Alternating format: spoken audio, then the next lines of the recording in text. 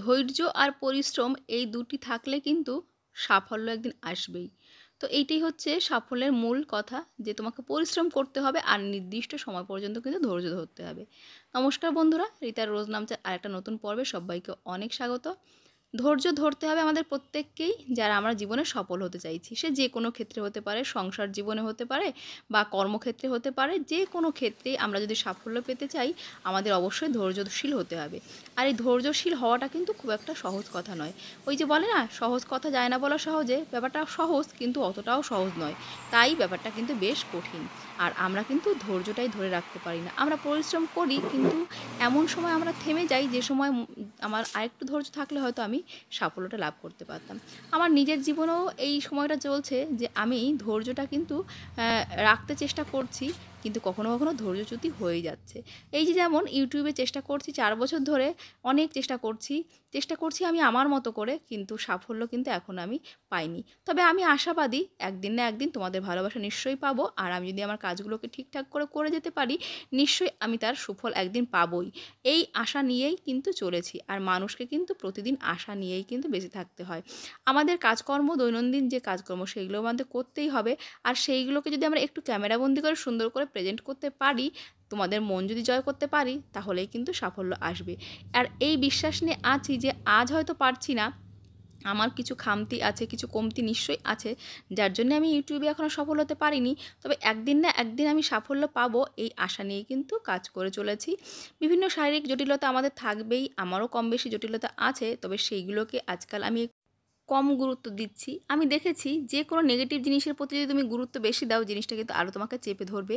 আর আমাদের অধিকাংশ শারীরিক যে সমস্যাগুলো, কিন্তু সেগুলো মানসিক সমস্যা থেকে সৃষ্টি হয়। যেমন এই যে অতিরিক্ত টেনশন করি আমরা, অতিরিক্ত দুশ্চিন্তা করি, আর সেই দুশ্চিন্তা টেনশন কিন্তু আমাদের বিভিন্ন রকম বাতের ব্যথা, বিভিন্ন রকম শারীরিক যন্ত্রণা, যেটাকে বলে যে কোনো ধরনের শারীরিক যন্ত্রণা কিন্তু এই টেনশন বা দুশ্চিন্তা থেকে হয়। সেই জন্যই চেষ্টা করছি দুশ্চিন্তাটাকে আমি এড়িয়ে যাই। তার মানে এই না যে শারীরিক কোনো জটিলতা হলে সেটাকে অ্যাভয়েড করতে হবে। শারীরিক জটিলতা হলে অবশ্যই ডাক্তার দেখাতে হবে, আর ডাক্তারের কথা মতো চলতে চেষ্টা করতে হবে। তবে দেখেছি মনের মধ্যে জোর নিলে, মনে যদি আত্মবিশ্বাস আর মনে জোর রাখা হয়, অনেক রকম জটিলতা কিন্তু আমরা নিজের থেকে কিন্তু সারিয়ে ফেলতে পারি। মানে আমরা যদি পজিটিভ চিন্তাধারা করি, যদি মনে করি আমার শরীর সুস্থ আছে আর আমার শরীরে কোনো অসুবিধা নেই, তাহলে কিন্তু দেখবে শরীরের সমস্যাগুলো ধীরে ধীরে কিন্তু আমাদের শরীর থেকে নিশ্চিহ্ন হতে থাকে। এটা আমি আমার নিজের জীবনে বহুবার দেখেছি। মাঝে মাঝে প্রচণ্ড যন্ত্রণায় ভুগি, তারপরে যখনই দেখেছি আমি একটু পজিটিভ চিন্তা ভাবনা করি, মেডিটেশন করি, পজিটিভ যে কোনো মোটিভেশন শুনি বা মোটিভেশনাল বিষয়ে বিভিন্ন ভিডিওগুলো দেখি, তখন দেখেছি আমার এই যন্ত্রণাগুলো অনেকটাই উপশম হয়। তার মানে এই না, আমি কখনোই বলবো না যে ডাক্তারের কাছে যেতে হবে না, ডাক্তারের কাছে অবশ্যই যেতে হবে, কিন্তু বেশিক্ষণ এই দুশ্চিন্তা করা চলবে না যে আমি অসুস্থ। সবসময় মনে করতে হবে আমি সুস্থ আছি। আর শারীরিক যেটুকু জটিলতা, এটা কিন্তু সময়ের সঙ্গে সঙ্গে হবেই। ওই যে কথায় আছে না, শরীর থাকলেই শরীর খারাপ হবে, তো ব্যাপারটা কিন্তু সেই রকম। আমাদের কিন্তু পজিটিভ থাকতে হবে, তাহলে দেখেছি অনেক সমস্যা কিন্তু অনেক সহজ হয়ে যাবে আমাদের কাছে। তো এই চিন্তাভাবনা নিয়েই কিন্তু আমাদের চলতে হবে। আর সত্যি কথা বলতে, আমরা সাধারণ মানুষ প্রতিদিন ডাক্তারের কাছে গিয়ে লাইন দেওয়া বা ডাক্তারের ওষুধ কেনা আমাদের কজনের পক্ষেই বা সম্ভব হয়। সেই জন্য আমাদের সবসময় মনে করতে হবে আমরা সুস্থ আছি ভাবলেই আমাদের শরীরটা একটা পজিটিভ এনার্জি থাকবে। আর পজিটিভ এনার্জিটা আমাদের বিভিন্ন রোগবালাই থেকে আমাদেরকে রক্ষা করবে, একটা প্রোটেক্টিভ শিল্ডের মতন। মানে আমাদের একটা একটা সুরক্ষার বলয়ের মধ্যে আমাদেরকে আটকে রাখবে, যাহলে বাইরের থেকে এই যে যে সমস্ত ক্ষতিকারক রোগবালাইগুলো আমাদের শরীরে প্রবেশ করার চেষ্টা করে, জীবাণুগুলো, সেইগুলো কিন্তু আমাদের শরীরের সঙ্গে লড়াই করে কিছুতেই পারবে না। আর আমরা অনেকটাই সুস্থ থাকবো। তার মানে এই নয় যে আমাদের ডাক্তারের কাছে কখনোই যাওয়া লাগবে না। যদি কোনো এমার্জেন্সি হয়, অবশ্যই ডাক্তারের কাছে যেতে হবে। আর সকালবেলা কিন্তু কিছু বেসিক রুল ফলো করা উচিত, যেমন সকালবেলা একটু গরম জল পান করা উচিত, তাহলে শরীরটা কিন্তু অনেকটা ডিহাইড্রেট হওয়ার থেকে রক্ষা পায়। তো এই যে ছোটোখাটো জিনিসগুলো যদি আমরা একটু ফলো করি, আমাদের শরীরটা কিন্তু অনেকটাই ভালো থাকে। আর একটু হালকা এক্সারসাইজ কিন্তু আমাদের অবশ্যই করা উচিত। কিছু না পারলে সকালে একটু প্রাণায়াম বা একটু ধ্যান করা উচিত। সেটাও না পারলে 2-4 মিনিট একটু খোলা হাওয়ায়, মানে বারান্দায় বা কিংবা গাছপালার যুক্ত ব্যালকনি বা এমনি উঠানেও কিন্তু আমরা হাঁটাহাঁটি করতে পারি, হালকা পায়চারি করতে পারি। আর জোরে জোরে শ্বাস নিলে দেখবি আমাদের শরীরটা কিন্তু অনেকটাই প্রাণবন্ত মনে হবে, মানে আমাদের অনেকটাই চনমনে মনে হবে। তো সকালবেলায় কিন্তু প্রতিদিনই ব্যস্ততা থাকে এক একজনের এক এক রকম। আমার যেমন দিন কিন্তু মেয়েদের রুটিন অনুযায়ী চলতে হয়। আর যেহেতু মেয়েদের আজকে স্কুল ছুটি, আজকে সানডে, তো সেই জন্য বাইরের কাজকর্মগুলো সব কিছু গুছিয়ে নিয়ে এখন কিন্তু চলে এসেছি ব্রেকফাস্ট করতে। মেয়েরা কিন্তু এই শনিবার আর রবিবার একটুখানি ঘুমাতে পারে, তবে আগের দিন কিন্তু আমি গেছিলাম মেয়েদের প্যারেন্টস মিটিংয়ে, সেই জন্য কিন্তু ওরা ঘুমিয়ে থাকলেও আমি তুলে দিয়েছিলাম। কিন্তু আজকে যেহেতু রবিবার ওই জন্য মেয়েদেরকে একটু ঘুমাতে দিচ্ছি, ওরা একটু মনের সুখে আজকে ঘুমিয়ে নিক। সপ্তাহের একটা দিন যদি বাচ্চাদের একটু রুটিন থেকে আর কি ছুটি দেওয়া না হয়, ওদেরও কিন্তু ভালো লাগে না, ওরাও কিন্তু অনেক সময় বাবা মার উপর অখুশি হয়ে যায়। আর আমরাও যখন ছোটোবেলায় ছিলাম আমাদেরও তো মন করতো যে একটা দিন আমরা শান্তিতে একটু সময় কাটাবো নিজের মতো করে। তো ওই জন্য আজকে কিন্তু বাচ্চাদের আমি ডাকছি না, আর রবিবার দিন আমি ডাকিও না, ওরা যতটা সময় ইচ্ছা ততটা সময় ঘুমায়। আগে কিন্তু আমার বড় মেয়ে অনেকটা বেলা করে ঘুমাতো, তবে এখন দেখছি সে অনেক বুঝতে শিখেছে, সে কিন্তু এখন অনেকটাই সকাল সকাল উঠে মানে ওই 7:30টার দিকে উঠে পড়ে। তো ধীরে ধীরে বাচ্চাদের কিন্তু এরকম করেই কিন্তু দায়িত্বশীল করে তুলতে হয়। বাচ্চাদেরকে সবসময় যদি রুটিনের মতো করে তাকে ডেকে দেওয়া হয়, রুটিনের মতো করে তাদেরকে সব কিছু মা বাবাই করে দেবে, তাহলে বাচ্চার মধ্যে কিন্তু দায়িত্ববোধ বা সময়ের প্রতি তার যে একটা দায়িত্ব, সময়ের প্রতি তার যে একটা সম্মান, মর্যাদা দেওয়া, সেটা কিন্তু বাচ্চা শেখে না। আর এইভাবে কিন্তু বাচ্চারা নিজের দায়িত্বটা নিতেও শেখে না। তো আমরা মায়েরা যদি তাদেরকে একটু ফ্রি হ্যান্ড দিই, একটু যদি তাদের নিজের মতো করে সময় কাটাতে দিই, দেখবো বাচ্চারা অনেক বেশি কিন্তু বুঝে যায় সময়ের সঙ্গে কী করে নিজেকে খাপ খাইয়ে নিতে হবে। ছোটো মেয়ে চলে এসছে রান্নাঘরে, উঠেছে ঘুম থেকে, আর কি ব্রেকফাস্ট হচ্ছে সেটা আদৌ তাদের পছন্দ মতো হচ্ছে কিনা সেটাই কিন্তু দেখতে এলো। আর এদিকে কিন্তু বড় মেয়ে এই যে চলে এসছে, দেখো এখন কিন্তু অনেকটা বেজে গেছে 9:30 মতো। তো তাকে দিয়ে আমি একটু কাজ করাচ্ছি, আমি বললাম তুমি পেঁয়াজটা কুচিয়ে নাও, আমার তো ঘুগনি রেডি হয়ে গেছে। তো এই ছোটোখাটো কাজগুলোকে তাদের দিয়ে করালে পরে কি হয়, তাদের কাজের প্রতি কিন্তু তাদের একটা ভালোবাসা তৈরি হয়ে যায়, আর তারা বুঝতে শেখে যে কোনো কাজই ছোটো না, আর কোনো কাজই কারোর জন্য নির্দিষ্ট নয়। সংসারে সবাইকেই কিন্তু কাজে কিছু না কিছু হেল্প করতে হয়। তো দেখো এই যে আমি রুটি আর ঘুগনিটা নিয়ে গেলাম, মেয়ে পেঁয়াজটা কেটে রেখেছিল সেটাও নিলাম, ওদেরকে খেতে বসিয়ে দিয়েছি। আর এদিকে কিন্তু আমিও কিন্তু বাকি রুটিগুলো বানিয়ে নিচ্ছি। খাওয়া দাওয়া কমপ্লিট করে চলে এসেছি, একটু ছোটোখাটো কাজকর্ম করব। এই যে দেখো সামনে কয়েকটা টমেটো পেকেছিলো, তো এই টমেটোগুলো তুলবো করে তোলা হচ্ছিল না, বৃষ্টিতে দেখো একটা কিন্তু একটু পচার মতো হয়ে গেছে, আর বাকিগুলো কিন্তু মোটামুটি ভালোই আছে। তো এগুলোকে ধুয়ে নেব, ভেতর থেকে পচাটার বীজ বের করে রেখে দেবো চারা করার জন্যে। আর অন্যগুলোও কিন্তু আমি রেখে দিয়েছি। এই যে কাজকর্ম করে নিই, তারপরে কিন্তু দুপুরে রান্নাটা করব। মেয়েদের দুটো স্কুলের জামা ছিল, সেই দুটোকে ধুয়ে দিলাম। আর আগের দিন বেশ কিছু জামা ধুয়েছি বলে এক্সট্রা কিন্তু জামাকাপড় আর খুব একটা ধুলাম না। তবে সকালে যে কয়েকটা ধুইনি তা কিন্তু না, প্রতিদিনের যে গায়ে পরা জামাগুলো থাকে সেগুলো কিন্তু সকালে ধুয়ে দিয়েছি। আর এখন এই দুটো জামাকাপড় ধুয়ে দিলেই কিন্তু আমার সমস্ত আজকের দিনে জামাকাপড় ধোয়া এখানেই কিন্তু কমপ্লিট হয়ে যায়। তো মেয়েদের এই ড্রেসগুলো প্রতিদিনই ধুই। তো কালকে যেহেতু ওরা স্কুলে গেছিলো না, আমি কিন্তু স্কুলে গেছিলাম, তো আমি যেহেতু গেছিলাম বলে আমি আর কিন্তু ধুতে পারিনি, আজকে এই যে ধুয়ে দিচ্ছি। আর বাচ্চাদের ড্রেসপত্র যদি আমি পরিষ্কার পরিচ্ছন্ন না রাখি, তাহলে কিন্তু ওরা কিন্তু এগুলো কাজ করতে পারে না। এখনও বড় মেয়ে তাও একটু একটু পারে, তাও আমি ওকে করতে দিই না, কারণ পড়াশোনার চাপ থেকে যায়। একটা দিন একটু ওর মতো করে যদি কাটাতে না দিই, আর তখন আর এই সংসার এই কাজগুলো ওকে করাই না। তবে নিশ্চয়ই করাবো, একটু বড় হলে আবার ওকে কিন্তু এই কাজগুলোও করাবো, মানে করাতে শেখাবো। তবে একেবারেই যে করে না তা না, যখন ছুটি পড়ে, কোনো বড় একটা ছুটি পড়ে, তখন কিন্তু এই ছোটোখাটো কাজগুলো ওকে দিয়ে আমি করানোর চেষ্টা করি। আসলে আজকালকার বাচ্চারা একটু অন্যরকমভাবে মানুষ হয়, বাবা মারা এত তাদেরকে আতপুতু করে যে আমি যত একটু বেশি তাকে স্ট্রিক্ট হতে যাই, সে বলে তুমি বেশি কড়া, তুমি সবার থেকে একটু অন্যরকম মা, তুমি আমাকে একটু কম কম ভালোবাসো। এই জন্য আমাকে একটু বুঝে শুনে কাজগুলো করতে হয়। তো দেখো এই যে প্রচণ্ড রোদ্দুর এখন মাথার ওপরে, আর এই জামাকাপড়গুলো নেড়ে দিয়ে যাবো।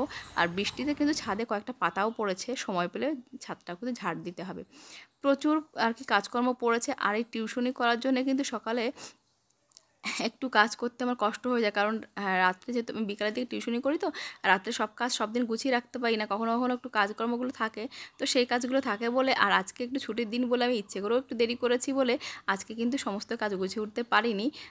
তবে একটু কাজকর্মগুলো গুছিয়ে রাখলে পরে সুবিধা হলেও কি হয়, মাঝে মাঝে একটু বাচ্চাদের সঙ্গে সময় কাটানোটা জরুরি মানে হয়ে পড়ে জরুরি।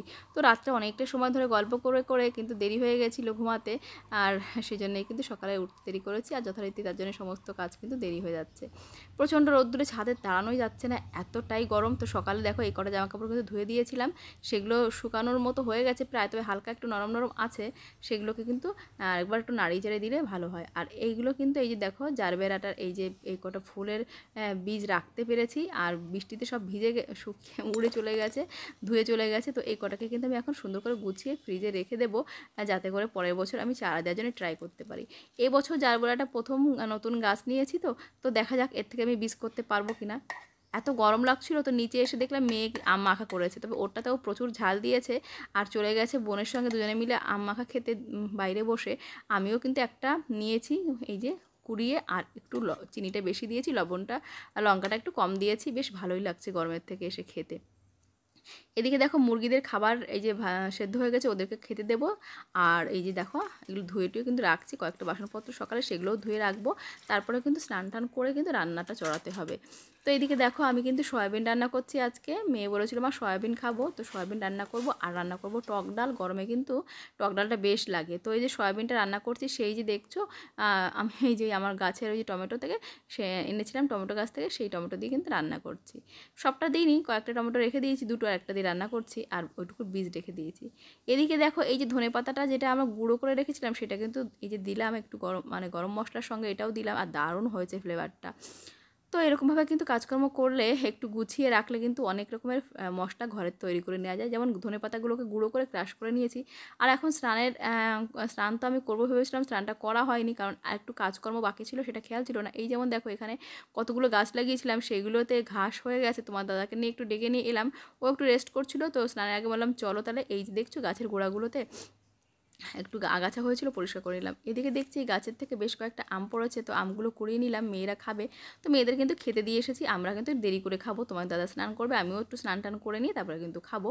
আর পুজোটাও দিতে হবে, পুজোটা দিয়ে নিই তারপরে কিন্তু খাবো। তো দেখো মেয়েরা খাচ্ছে, আমি বললাম বাবা এই দেখ আম পড়েছে।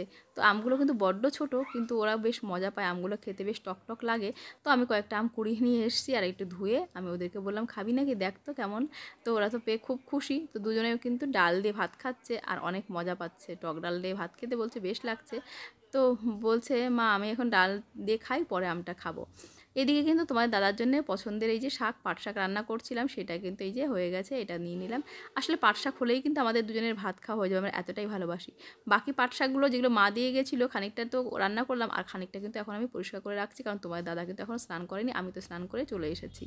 তো এই যে স্নান করে আমি দেখলাম বসে থাকবো কেন, এইগুলো রেডি করে রেখে দিই, তাহলে কিন্তু একটা কাজ তো গোছানো থাকবে, সময় নষ্ট করে তো লাভ নেই। তো দেখো এই যে এখন আমরা অনেকটা সময় রেস্ট টেস্ট করলাম, তোমার দাদা গিয়েছিলো বাজারে পড়াতে, আমি টিউশন করে উঠলাম, আর তোমার দাদা কিন্তু টিউশনি করে ফিরলো। তো মা বাজার করে নিয়ে এসছে, দেখো এই যে বাজার।